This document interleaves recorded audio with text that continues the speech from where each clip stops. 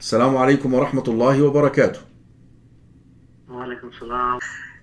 If you go on Travi prayer and if you have some sort of a lozenge, like normal lozenge in your mouth, can you keep that, or do you have to just actually, you shouldn't actually keep that in the mouth while doing a Travis?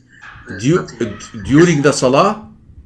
Yeah. That's After invalid. Travi. We cannot eat and drink during the Salah. That's a nullifier of Salah. All right. Eating or drinking during Salah nullifies your Salah.